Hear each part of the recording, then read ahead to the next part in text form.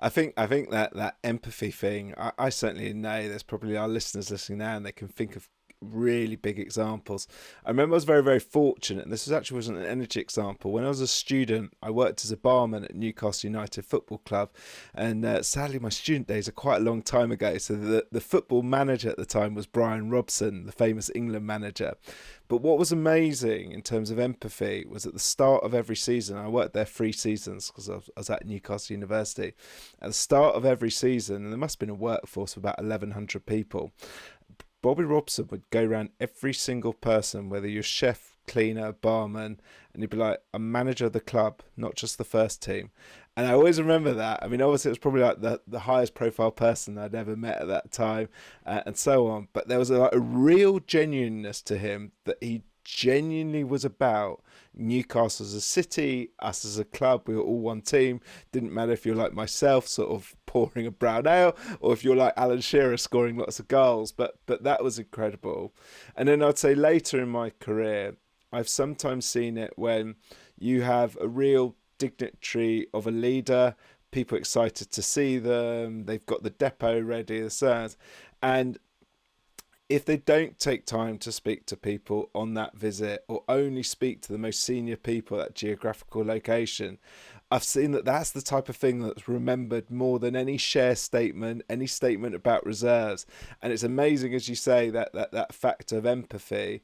And I've also seen an incredible thing. I remember during COVID, where I was working at the time, the company leadership team decided to support old age people homes that employees had relatives at, by supplying extra health and safety PPE, because in Britain anyway we were really struggling with that stuff, not just financially but getting available, and it's something actually we are do lots of in the energy industry of PPE, and it was so heartfelt. And I think of everything that was ever done in the energy industry I've seen, that connection between the leadership team and people who might have parents or grandparents in a home, it was amazing to see. So that kind of leads nicely to me onto reward structures.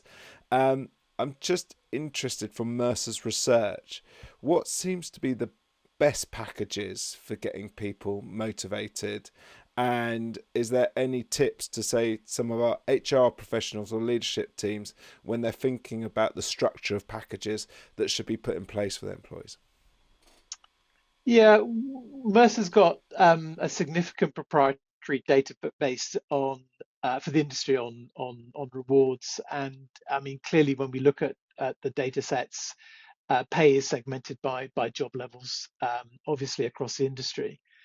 And in I think if you take the states, the US for an example, we typically see an executive pay mix weighted, as you'd expect, towards short and long-term incentives, so bonuses and elements of shares. So last year, broadly 50% of pay was around base pay, about a quarter on short-term incentives, and 20% on long-term incentives, and the balance on benefits.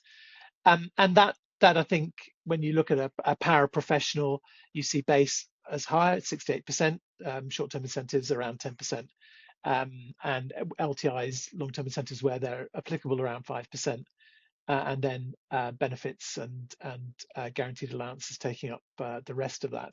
So senior leaders got more what we would term pay at risk. It's driven by performance and stretch targets, and I think performance is key in 2025. So we see the drive for growth and cost management.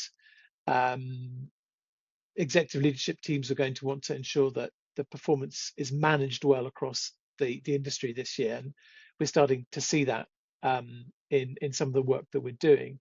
And so then the question is, what's the right level of target setting?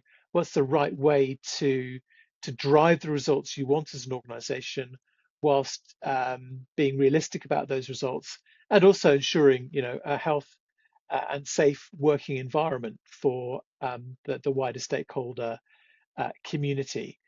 So there's been a pendulum swing across the industry over the last 3 to 4 years Do we have performance ratings? Do we not have performance ratings? How do you differentiate, a great performance? And different organizations in the industry have had, as you'd expect, different philosophical responses to that.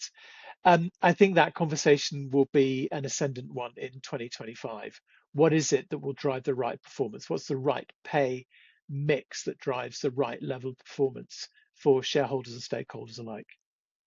And it's really interesting that between employee and shareholder, obviously different packages at different stages. Some companies almost at any level you can put your own money in. Other companies, it's a reward as part of their bonus scheme.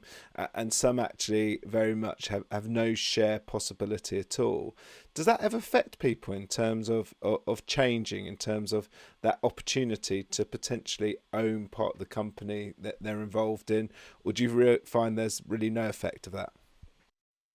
Yeah, I mean, we see in our data sets when the industry is going through an upcycle that, and retention becomes more of a challenge, that long-term incentives are offered lower down the organization. Some organizations have a philosophy that they want that from the start, right? So everybody is eligible. Others, depending on which subsegment of the industry they're in, different cost models that can't necessarily afford that, have a different view and a different perspective. But as a retention tool, that's what they're aimed to do, to retain the right talent, and give people a sense of ownership and pride in their organizations. I mean, they are pretty widely and heavily used across the industry. I think it's cultural to the energy industry. I don't see anything that indicates that's going to change radically anytime soon.